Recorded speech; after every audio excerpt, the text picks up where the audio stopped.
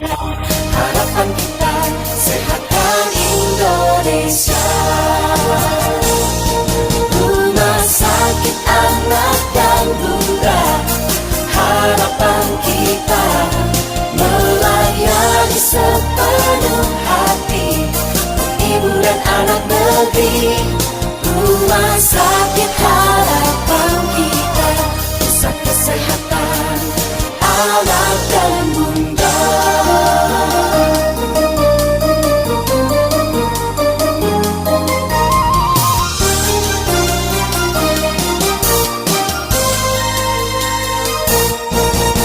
Wahai perempuan Indonesia, tercipta sebagai ibu bangsa, melahirkan insan yang mulia, sehat dalam jiwa dan raga.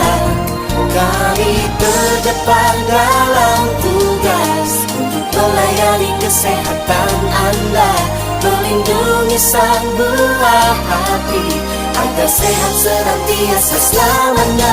Rumah sakit anak dan bunda, harapan kita melayani sepenuh hati ibu dan anak negeri.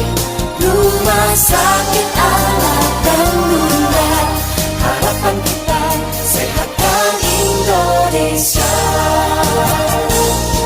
Rumah sakit anak dan bunda, harapan kita melayani sepenuh hati ibu dan anak negeri. Rumah sakit harapan kita, pusat kesehatan anak dan bunda.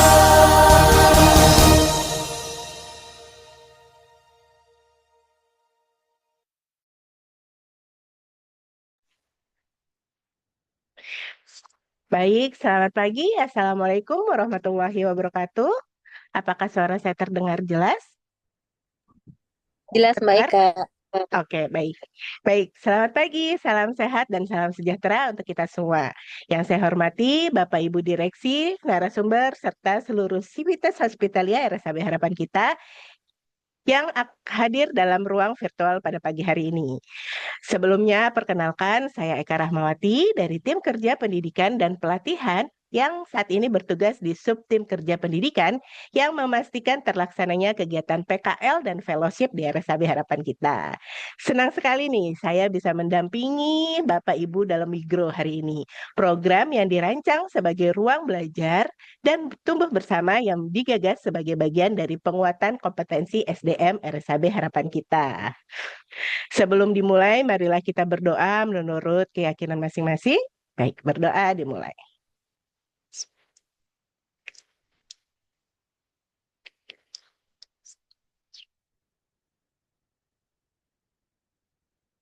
Berdoa selesai. Baik, hari ini Kamis tanggal 22 Januari 2025 yang sedang mendung dan turun hujan nih, tidak menyurutkan kita kembali untuk berkumpul dalam suasana virtual yang hangat untuk mengikuti WeGrow sesi ke-27 dengan tema From Blame to Balance, Turning Guilt into Growth. Tema ini mengajak kita untuk melihat tantangan, kesalahan, dan rasa bersalah bukan sebagai akhir dari segalanya, melainkan sebagai ruang pembelajaran yang bermakna. Dalam dinamika dunia kerja, khususnya di lingkungan pelayanan kesehatan, tekanan, tuntutan, dan ekspektasi itu seringkali hadir ya bersamaan. Nah, melalui sesi WeGrow hari ini, kita tuh akan belajar bagaimana menemukan keseimbangan, mengelola rasa bersalah secara sehat, serta mengubahnya menjadi kekuatan untuk bertumbuh baik secara profesional maupun personal. Nah, untuk itu tidak usah berlama-lama lagi nih. Kita dengarkan paparan dari narasumber kita, yakni Dr. Agung Bintarto, spesialis anestesi KIC. Ya, baik dok, kami persilahkan untuk menyampaikan materi. Waktu dan layar kami persilahkan dokter.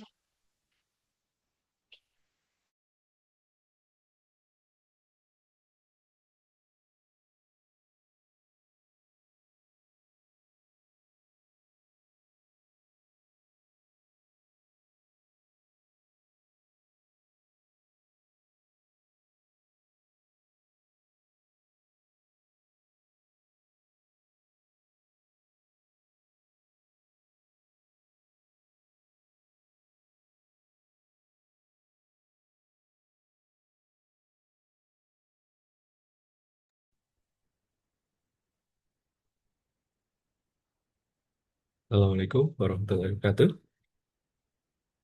Waalaikumsalam warahmatullahi wabarakatuh. Warahmatullahi wabarakatuh. Apakah suara saya terdengar dengan baik?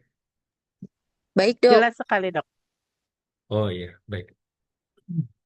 Selamat pagi, Bapak Ibu sekalian. Eh, izinkan kali ini eh, saya diberikan kesempatan untuk sedikit sharing ya mengenai eh, from blame to balance and turning guilt into growth.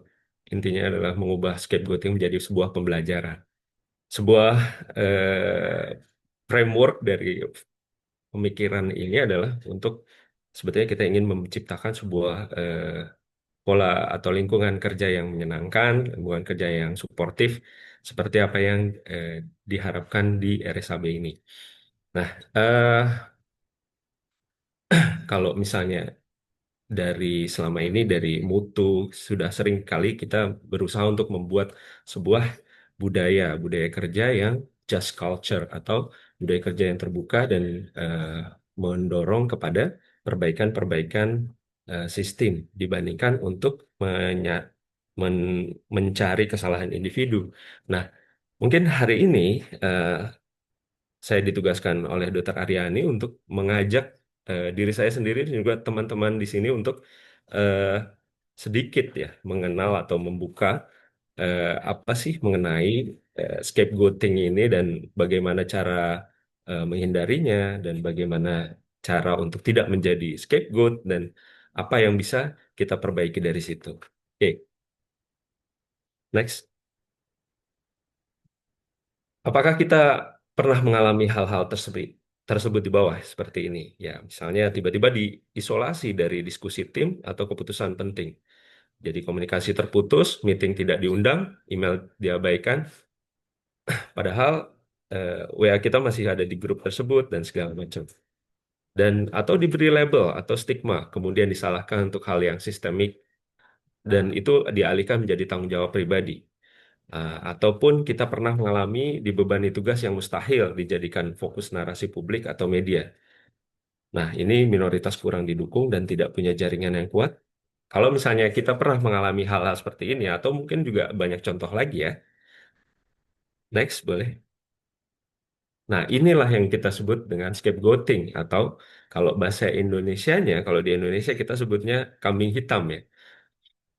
Saya sejujurnya sudah mencoba mencari gitu ya, dari mana dari asal kenapa kambingnya ini berubah warna menjadi hitam gitu secara spesifik di Indonesia. Tapi sampai saat ini saya belum mendapatkan. Nanti kalau misalnya ada yang tahu bisa sharing juga ya. Okay, scapegoating has a deep historical and psychological roots.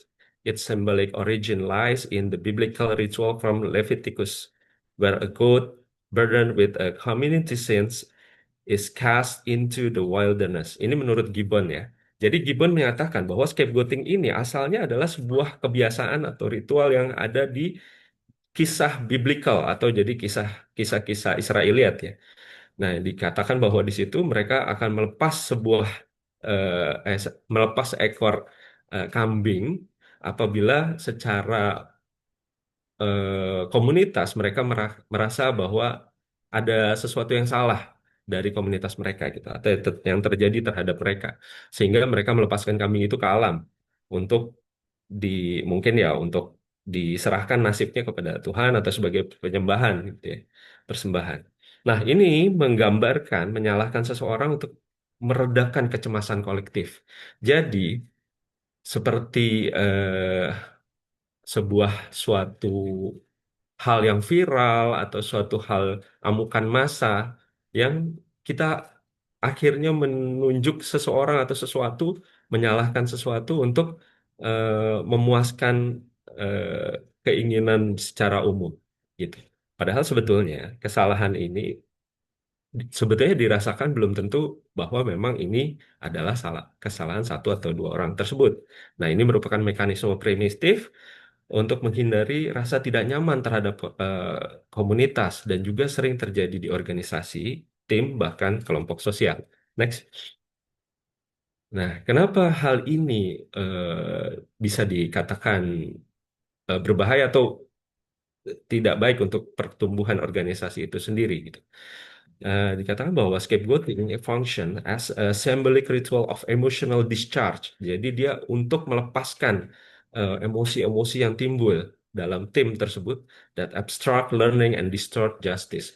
Tetapi dia akan menghalangi proses belajar dan menghalangi keadilan gitu.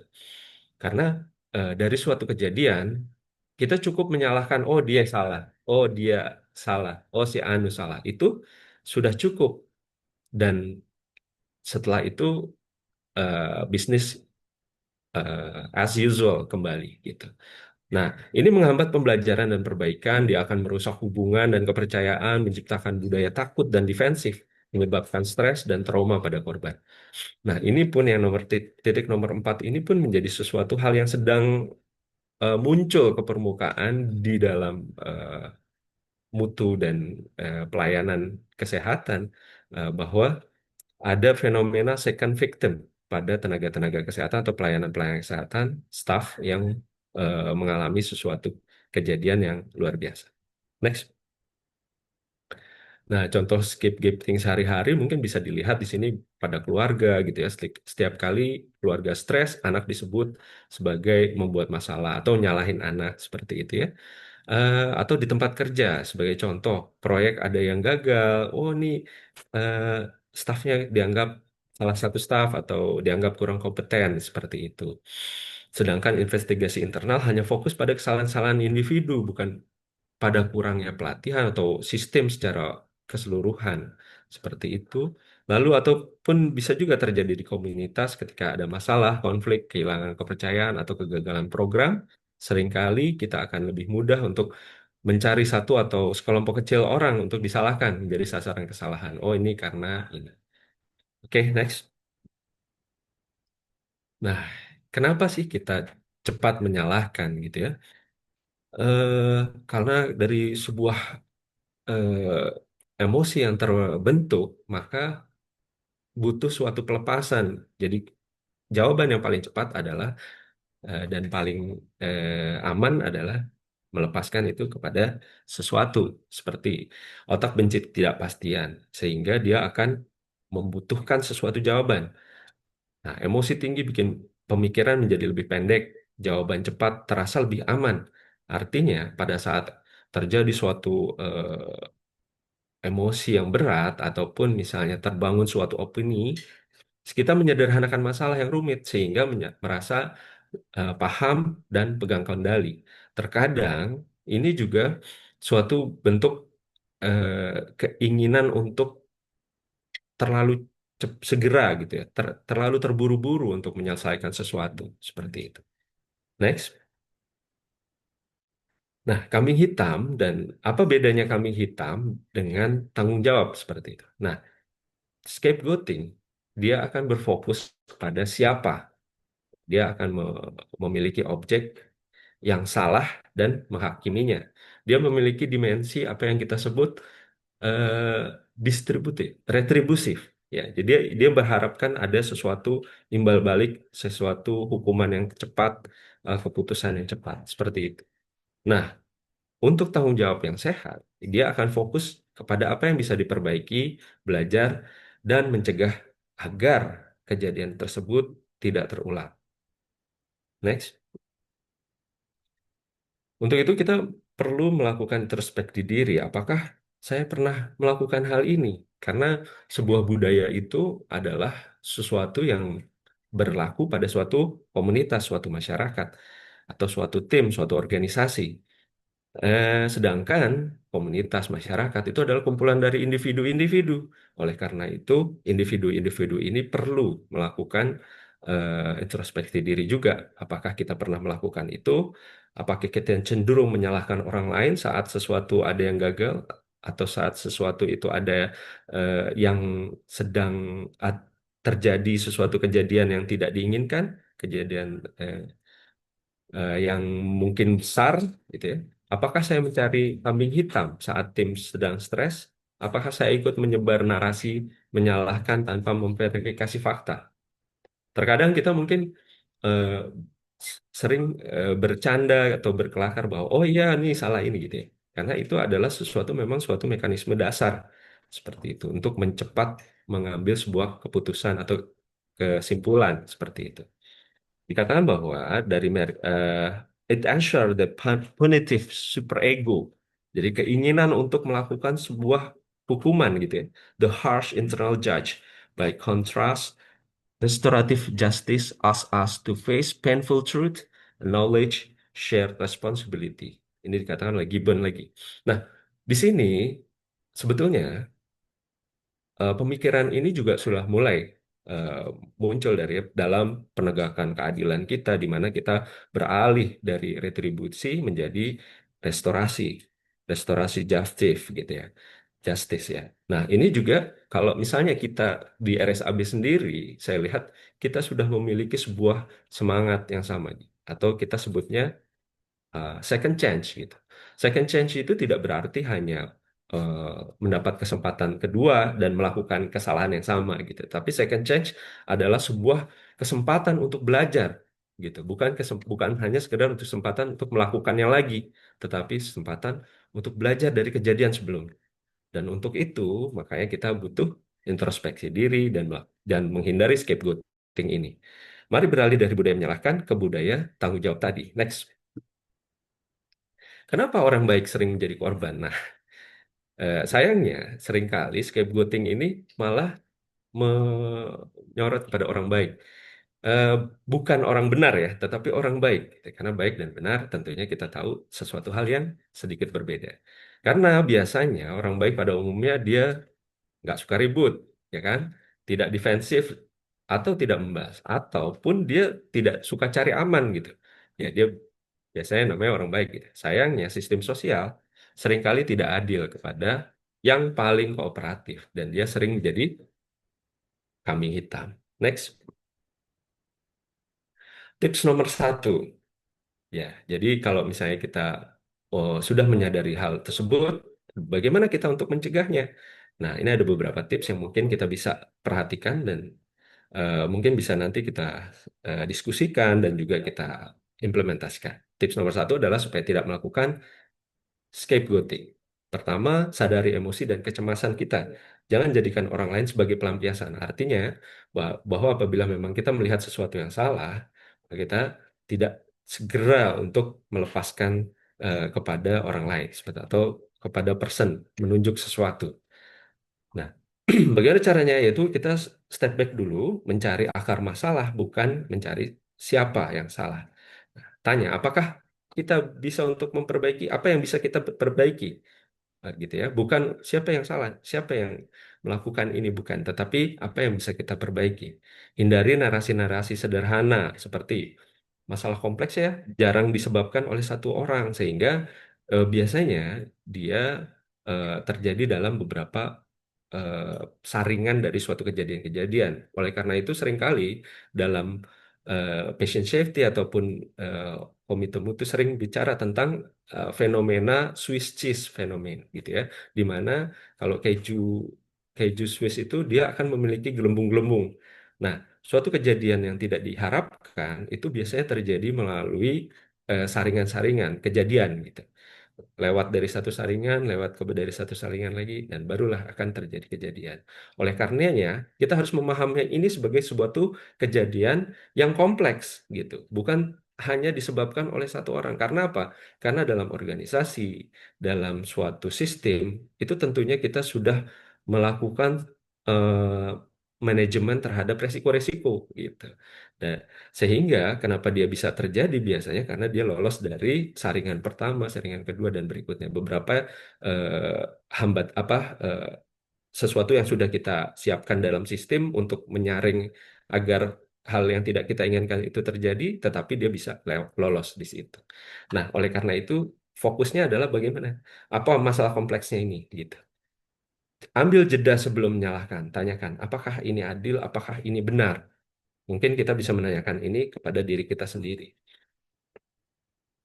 Gibson sendiri mengatakan, the problem is that when these individualized narratives are reinforced by college, organization, media, and society, they harden, obstructing, mounting, and fueling border dynamics of punishment. Jadi di sini ditekankan bahwa keinginan kita secara naluriah adalah segera melakukan sebuah punishment gitu. Jadi kalau misalnya jari kita sakit atau jari kita busuk, kita menganggapnya itu busuk. Ya udahlah, kita pengen buru-buru kayak sakit itu hilang, kita kita ingin segera diputus gitu, seperti itu. Itulah suatu kondisi di mana kita pengen benar-benar segera melakukan punishment, punitive ego. Next, tips kedua adalah cara berkelit supaya tidak menjadi scapegoat atau kambing hitam. Dokumen yang pertama adalah dalam melakukan suatu kegiatan kita, dokumentasi lebih baik. Jadi lakukan dokumentasi lebih baik. Apabila kita melakukan sesuatu, kita bisa mencari suatu sistem yang membuat sesuatu yang kita lakukan, sesuatu yang kita kerjakan terdokumentasi dengan lebih baik. Sehingga itu kita bisa memberikan sebuah tanggung jawab atau penjelasan yang baik pada saat memang dibutuhkan, baik terjadi sesuatu pun atau tidak terjadi sesuatu. Oke, jangan bekerja sendirian. Ya, sebisa mungkin tidak bekerja sendirian, cari dukungan kolega atau atasan yang memahami konteks, atau setidaknya untuk berusaha untuk mempelajari konteks pekerjaan ini terlebih dahulu atau sesuatu itu terlebih dahulu. Bicara sebelum krisis. Nah, ini adalah poin yang paling penting dan paling sering. Jadi, bagaimana kita bisa berkomunikasi dengan lebih baik? We Grow tentunya sudah membahas bagaimana caranya sebuah organisasi berkomunikasi, baik secara individu atau secara kelompok, seperti itu. Nah, ini adalah poin penting karena ternyata masalah-masalah medico legal, masalah-masalah patient safety, insiden kejadian patient safety paling sering eh, dispute terjadi karena kesalahan dari komunikasi. Dan komunikasi yang efektif tentunya sudah dibahas di dalam sesi-sesi sebelumnya, itu membutuhkan poin-poin yang lebih kompleks. Next, proaktif komunikasi. Maaf. Berikutnya adalah proaktif dalam komunikasi, lalu kenali posisimu. Jadi kita tahu tupoksi kita tahu posisi kita di mana, bagaimana caranya kita untuk membuat jaringan kolaborasi seperti itu. Lalu berikutnya adalah jangan jadi paling sempurna, karena tidak ada manusia yang sempurna. Jadi kita akan lebih baik untuk saling melengkapi. Berani bilang, saya tidak tahu. Mungkin kalau orang-orang berilmu seringkali bilang, la adri, saya tidak tahu gitu. Itu adalah sesuatu yang baik, tapi bukan berarti oh saya tidak tahu dan saya tidak mau tahu, bukan. Hanya cukup sampai saya tidak tahu, artinya kita akan mencari tahu. Artinya kita membawa sebuah misi atau semangat untuk sama-sama belajar, mengakui bahwa tidak kita memiliki keterbatasan, kita memiliki ketidaktahuan, itu adalah sebuah tanda kedewasaan, bukan tanda kelemahan. Kadang-kadang dalam suatu situasi kita ingin dilihat sempurna. Nah, dikatakan bahwa scapegoats are often those least able to defend themselves. Nah, ini adalah poin-poin bagaimana kita bisa melakukan suatu pembelaan terhadap diri kita. Dokumentasi yang lebih baik, bekerja bersama-sama, kolaboratif, komunikasi. Ya, jangan menunggu sebuah krisis baru berbicara atau secara proaktif berkomunikasi.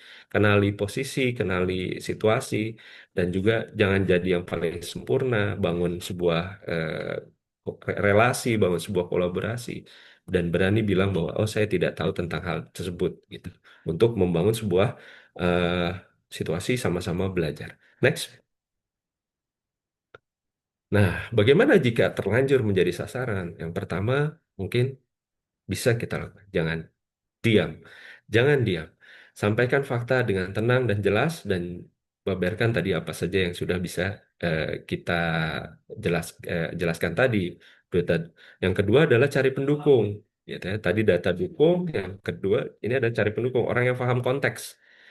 Nah, dalam saat ini bukan untuk mencari apa, tetapi orang yang memahami konteks dan bersedia untuk menjelaskan bersama kita. Dan yang ketiga adalah ajukan pertanyaan reflektif.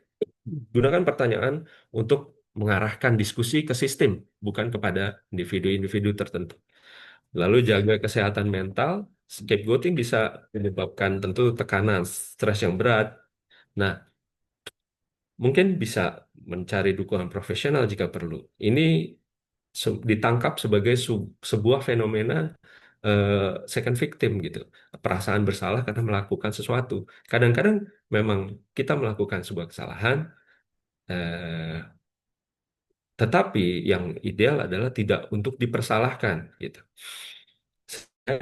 Ini adalah sebuah sebuah fenomena bahwa ada yang namanya second victim. Kenapa? Karena sebetulnya kita masih bagian dalam tim yang tentunya pekerjaan ini belum selesai gitu kan. Kita tim orang tersebut dibutuhkan untuk melakukan pekerjaan berikutnya seperti itu.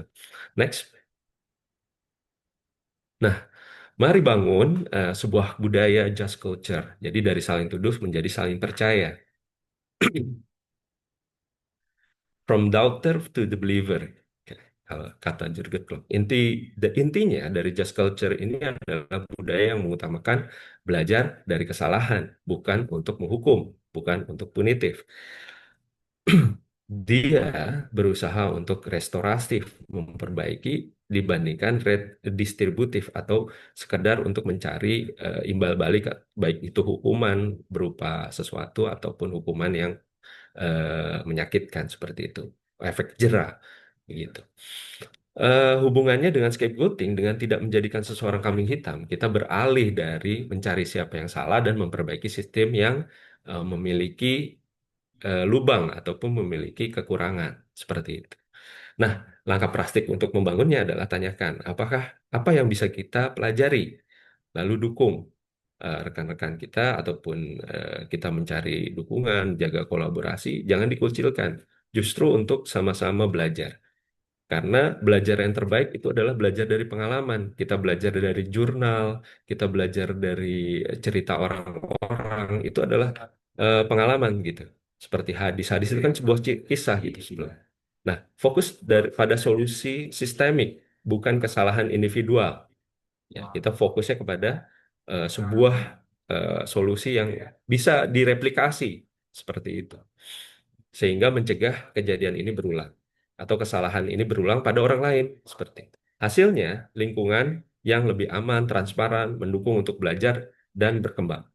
Next. Pesan intinya adalah bertumbuh berarti tidak melampiaskan emosi ke orang lain, berani refleksi sebelum reaksi, dan tidak diam saat hampir dijadikan korban. Sama-sama memiliki semangat untuk sama-sama tumbuh bersama. Next. Sebagai kata menutup, kita semua mungkin bisa salah, tidak ada yang sempurna. Tetapi kita semua punya pilihan, mau saling menyalahkan atau saling bertumbuh. Terima kasih, mungkin ya, let's grow together, Resabi harapan kita. Assalamualaikum warahmatullahi wabarakatuh. Waalaikumsalam warahmatullahi wabarakatuh. Baik, terima kasih banyak kepada Dokter Agung nih atas materi yang sangat bermakna ya Dok. Semoga apa yang telah disampaikan dapat membantu kita untuk lebih memahami diri, mengelola tekanan kerja dengan lebih seimbang, serta menjadikan setiap proses sebagai sarana bertumbuh.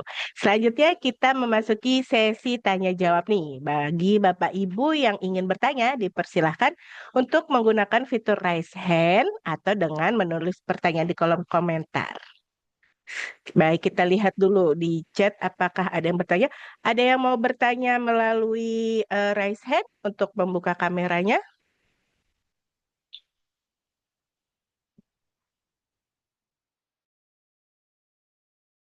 Baik, saya bacakan dari kolom chat ya. Dari Bu Nola. Setuju banget sama langkah praktisnya. Bila timbul permasalahan, solusi harus diutamakan. Kesalahan adalah untuk pembelajaran, bukan untuk menunjuk siapa yang benar. Ya, betul sekali ya Bu Nola. Baik, dari eksekutif RSAB Harapan Kita. Ada 2 pertanyaan nih Dok. Kadang merasa bersalah itu karena bentuk kepedulian dan empati kita terhadap pasien dan rumah sakit. Bagaimana menurut dokter membedakan antara rasa bersalah yang sehat sebagai bentuk empati dan rasa bersalah yang justru merusak mental health kita saat bekerja di RSAB? Yang kedua, Kita tahu untuk tumbuh berhasil selalu dimulai dari momen yang tidak sesuai harapan. Dari pengalaman dokter nih, pernahkah ada satu kesalahan atau keputusan sulit yang justru menjadi turning point penting dalam perjalanan profesional dokter? Baik dok, silahkan dijawab dahulu dok. Ya, baik, terima kasih. Mungkin yang pertama, saya terima kasih Bu Nola. Eh, Kami belajar dari Ibu dan juga para direksi semua, bagaimana ini untuk bisa kita bisa tumbuh bersama secara organisasi. Lalu yang berikutnya adalah pertanyaan ya, kadang merasa bersalah kita. Oh ya, bagaimana membedakan antara rasa bersalah yang sehat sebagai bentuk empati dan rasa bersalah yang justru merusak mental health. Nah, memang benar bahwa rasa bersalah itu dibutuhkan. Kalau tidak merasa bersalah, bagaimana kita bisa mau memperbaiki sesuatu, ya kan? Nah, tetapi rasa bersalah yang terus-menerus itu malah justru menjadi sebuah tekanan. Ditambah lagi suatu lingkungan yang belum membudayakan just culture tadi, membudayakan point of view perbaikan dibandingkan lebih menuju kepada mencari kesalahan individu seperti itu. Nah, cara membedakannya adalah poin pembedanya adalah rasa bersalah ini menghadirkan apa? Rasa bersalah ini menghadirkan hukuman, rasa bersalah ini menghadirkan keterpurukan, atau rasa bersalah ini menghadirkan semangat untuk memperbaiki gitu. Itu adalah sesuatu yang berbeda sekali. Kalau misalnya dia uh, bentuknya memang empati, suatu rasa bersalah, tentunya keinginannya adalah untuk memperbaiki. Nah, disinilah semangat inilah yang akan diangkat secara bersama, secara organisasi, bagaimana kita memperbaiki ini, bukan hanya, oh ya, saya salah, besok saya tidak akan melakukan hal tersebut, tetapi saya salah, apa yang bisa kita perbaiki dari kesalahan yang terjadi ini, dan agar kesalahan saya tidak terjadi lagi di kemudian hari, baik oleh saya sendiri ataupun oleh orang lain. Seperti itu. Itu adalah yang paling membedakan antara rasa bersalah yang positif dan yang merusak. Seperti mungkin itu. Nanti silahkan kalau misalnya ada pendapat-pendapat lain atau yang lebih ini bisa kita diskusikan. Lalu yang kedua, dari pengalaman dokter, pernahkah ada satu kesalahan atau keputusan sulit yang justru menjadi turning point penting dalam perjalanan profesional saya? Ya, eh hal yang paling penting yang mungkin yang terkait dengan hal ini adalah saya melihat sebuah fenomena bahwa saya merasa eh, dari profesi sebagai tenaga kesehatan, tenaga medis, oke, izin saya lanjutkan.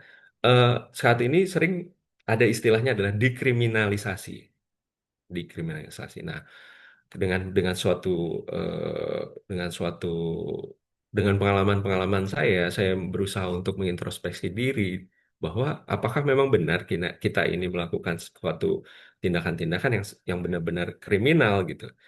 Nah, eh, yang saya temukan bahwa memang terkadang memang ya mau nggak mau kita harus akui bahwa kita memang salah, tapi bukan sendirian biasanya, tetapi secara kolektif, secara sistemik, yang seperti tadi Swiss cheese fenomen itu terjadi gitu. Nah, mulai dari sini eh, memang kita tidak bisa terlalu kaku untuk menjalankan sesuatu sesuai dengan aturan, karena kita berhadapan dengan manusia, karena kita juga berhadapan dengan situasi yang berbeda-beda, sangat individualized. Intinya adalah dari situ saya muncul sebuah eh, keinginan untuk belajar apa sih ini? Apa itu legal, apa itu law, apa itu hukum kesehatan, dan apa itu patient safety gitu. Nah, itu yang mungkin membuat saya merasa bahwa, oh, dari rasa yang tadi tidak nyaman, rasa bersalah ini, oh, saya mulai mengerti kenapa sih orang menyalahkan gitu, cenderung menyalahkan. Kenapa orang menuntut untuk eh, kesempurnaan dari pekerjaan medis, kesempurnaan dari pelayanan kesehatan seperti apa gitu. Walaupun memang tetap bahwa tidak ada yang sempurna gitu. Jadi dari situ eh, muncul sebuah semangat untuk belajar. Mungkin dari pengalaman saya itu gitu ya. Semangat untuk belajar, untuk mengerti. Sehingga buat saya sendiri sekarang tidak merasa tertekan lagi bahwa oh saya dituntut untuk sempurna. Oh, kalau begini pasti akan masuk penjara. Oh, begini langsung dihukum seperti itu. Tidak, tapi saya memahami bahwa oh apa yang diinginkan. Bagaimana hubungan antar manusia ini. Karena terus terang buat saya eh, seorang dokter kadang-kadang berangkat dari pola berpikiran eksakta. Kita dididik dari SMA itu sebagai IPA gitu ya, ilmu pengetahuan alam, eksakta, satu tambah satu sama dengan dua, seperti itu. Tetapi pada saat di lapangan ternyata kita memerlukan ilmu-ilmu humaniora gitu ya, memahami orang, memahami manusia. Nah, inilah yang menurut saya menjadi sebuah turning point penting dalam eh, bagaimana saya menjalankan profesional dokter ini. Mungkin itu, terima kasih. Baik, di kolom chat ada quote nih dari Pak Kamal. Kita semua bisa merasa bersalah, tapi kita selalu punya pilihan, mau saling menyalahkan atau saling bertumbuh. Terima kasih, Dokter Agung, Quote-nya kata Pak dari Kamal. Dokter Agung itu, Eka. Oh, dari Dokter Agung ya, Dok? Dari Dokter Yang Agung tadi saya materi cuman, terakhir ya? iya, betul. Baik, Pak. Eh, lalu dari Bu Rita, Dokter Agung keren materinya. Baik. Dari Dokter Firmandiani, Barokallah, Bang. Dari Bu Yulita, sangat keren, Dok. Terima kasih. Baik, ada pertanyaan lagi untuk Bapak Ibu sekalian?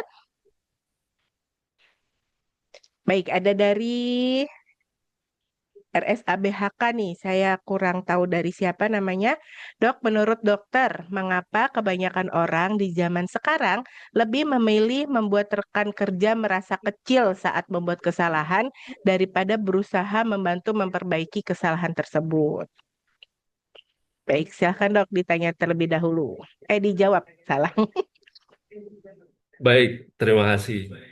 Pertama, sekali lagi terima kasih pada Dokter Kamal, Dokter Aryani. Kami belajar dari eh, tentu para direksi yang telah mencontohkan yang baik, bagaimana kita untuk semangat bertumbuh.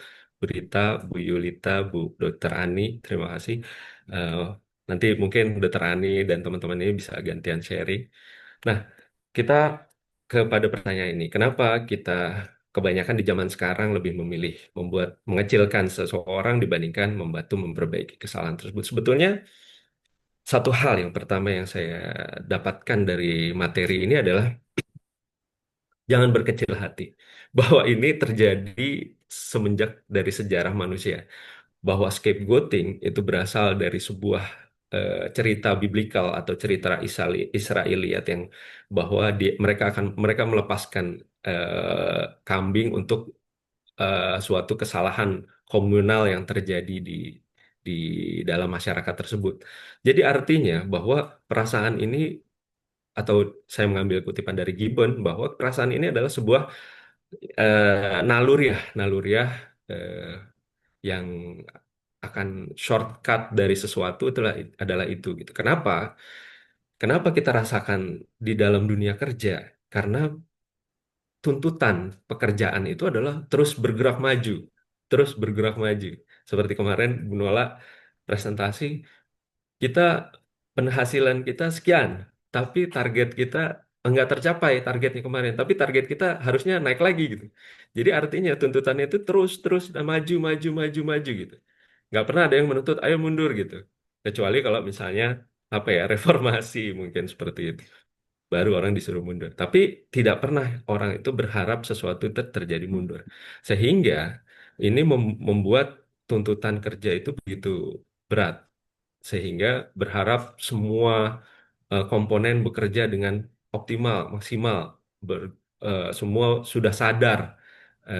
Nah, disinilah peran dari Wigro yang digagas oleh RSAB, mungkin dari SDM, lalu dan juga Diklit ini untuk membantu kita membangun ke sebuah kesadaran, membantu komite mutu untuk membangun sebuah budaya, just culture, yang pada akhirnya akan membangun budaya keselamatan pasien gitu ya. Seperti itu. Nah, jadi jangan berkecil hati, ini adalah suatu seperti seperti suatu seperti TBC ya, penyakit yang sudah lama sebetulnya. Tapi dan itu dihadapi oleh masing setiap generasi, hanya saja situasinya berbeda. Tuh, jadi kalau mereka bisa, berarti kita juga sebetulnya bisa untuk mengatasi ini gitu. Mungkin itu sih, dan juga bahwa oh ya ini memang sudah sesuatu yang lama ya, memang ini sesuatu yang kita harus atasi, membangun sebuah budaya yang lebih baik. Mungkin itu kalau menurut saya, mungkin nanti kita bisa diskusi lebih lanjut. Lalu berikutnya, Baik, ada dua pertanyaan lagi ya, Dok. Yang apakah pertama, scapegoating dapat tertuju kepada unit? Bagaimana solusinya supaya kita tidak selalu menyalahkan seseorang atau unit agar orang tahu unit tersebut tidak merasa bersalah atau disalahkan? Nah, ya memang eh, unit itu unit yang terkecil itu kan adalah individu dan unit secara tim itu pun juga bisa merupakan bagian dari tim yang lebih besar. Bisa bahwa scapegoating itu memang tertuju pada unit atau sekelompok orang. Tadi di dalam suatu masyarakat tentunya bisa saja menyalahkan suatu golongan seperti itu. Nah, tentu bisa menyalahkan kepada suatu unit atau suatu kelompok orang. Bagaimana atau unit agar orang tahu unit tersebut tidak merasa bersalah atau disalahkan. Yang pertama ya tadi bahwa kita lihat tadi materi-materi tadi, dari materi tadi mungkin yang bisa saya dapat adalah bagaimana kita melihat suatu permasalahan itu tidak lalu mencari shortcut. Oh, si A, si unit ini, tim ini salah, bukan. Tetapi apa yang terjadi, melihat menganggap ini adalah suatu yang kompleks, artinya kita disuruh bersabar untuk melihat ini sebagai suatu keseluruhan, gitu. Mungkin itu. Dan tips-tips tadi mungkin bisa kita lakukan. Lalu berikutnya boleh, apa kata saya langsung bacakan, boleh kah? Izin ya? ya, boleh Dok, boleh Dok. Oke. eh Bagaimana yang cara Apakah mungkin seseorang melakukan scapegoating tanpa sadar dan bagaimana cara membantunya melakukan refleksi tanpa membuatnya defensif atau mungkin kita sendiri tanpa sadar melakukannya? Tentu bisa karena ini adalah suatu naluri gitu. Naluri kalau kata Gibbon primordial gitu ya. Jadi naluri dasar untuk segera menyelesaikan ketidaknyamanan, untuk segera pergi dari rasa tidak nyaman. Oh, ini ada yang salah. Oh, berarti yang ini salah gitu. Harus ada yang bersalah. Nah, seperti itu. Nah, secara naluri atau misalnya kalau misalnya kita misalnya saya menyadari kalau misalnya saya sedang bercanda gitu, oh, ini mah gara-gara ini gitu. Saya gitu ya.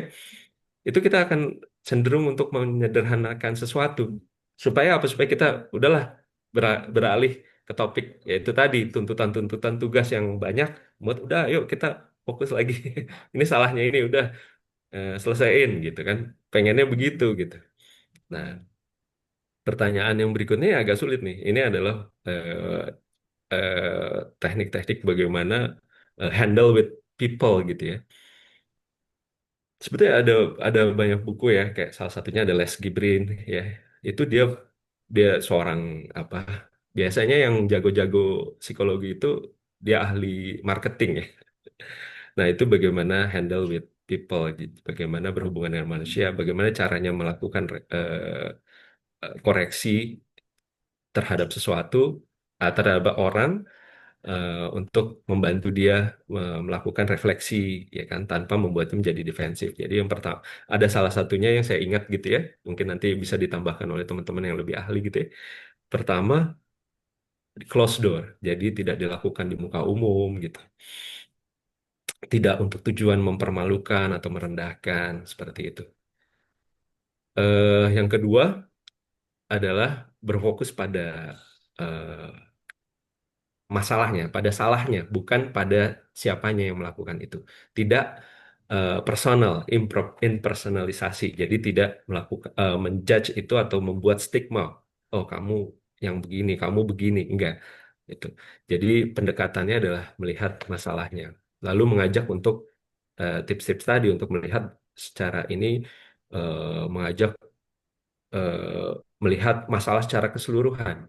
Sebenarnya pertanyaannya Bu Ia ini adalah bagaimana membangun sebuah jazz culture yang mungkin Dokter Ayu, THT, dan tim Burita dan segala macam itu seringkali tuh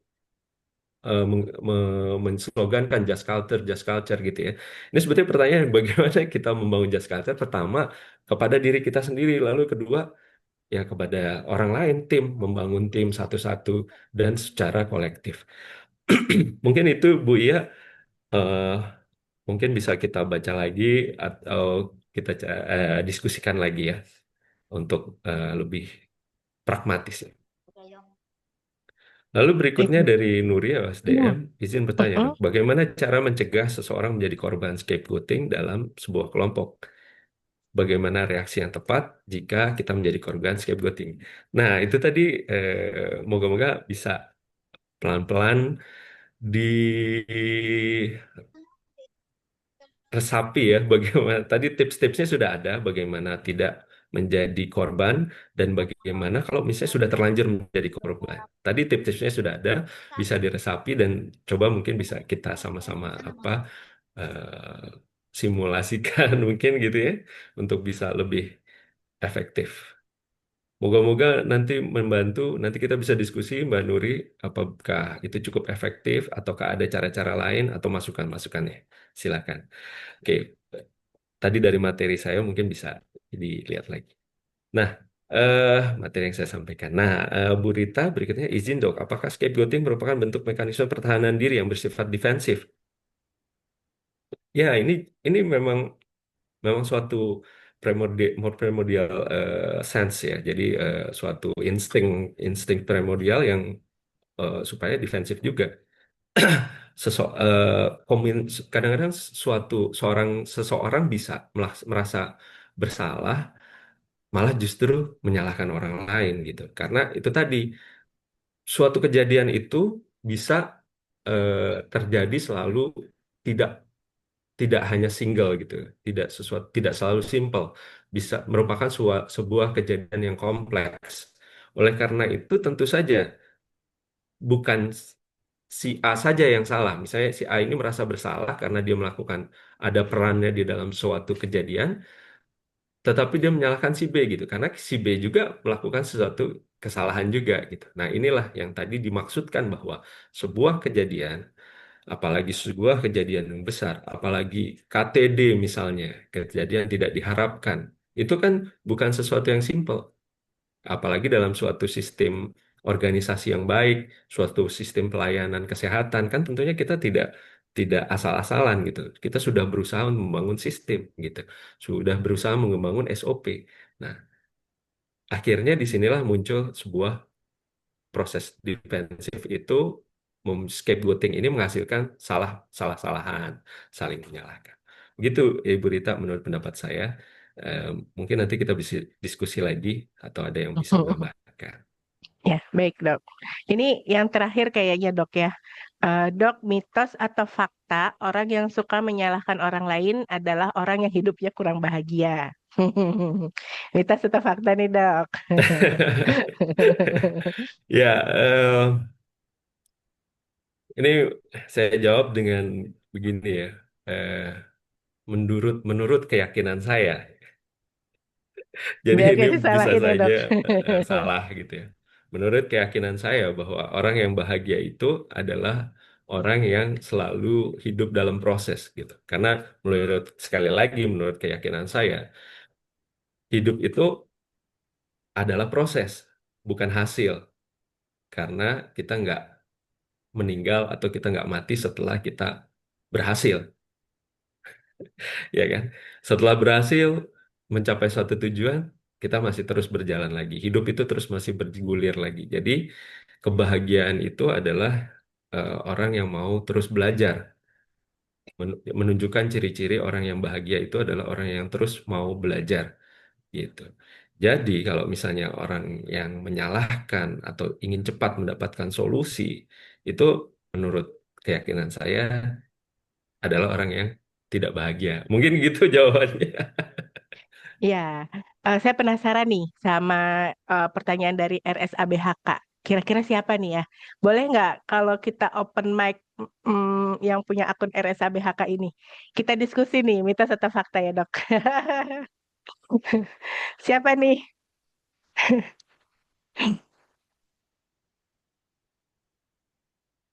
Ih, buka kamera dong, ayo.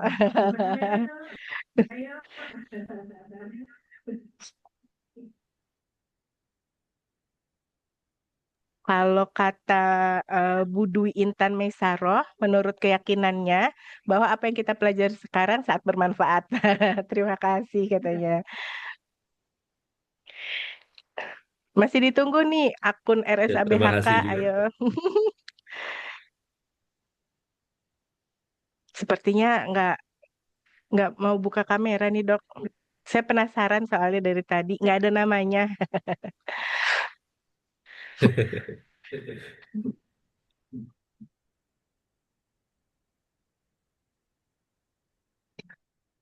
Baik, Dok. Kayaknya tidak ada pertanyaan lagi nih.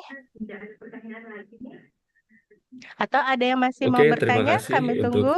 diskusinya. Kita akhiri saja ya, Dok.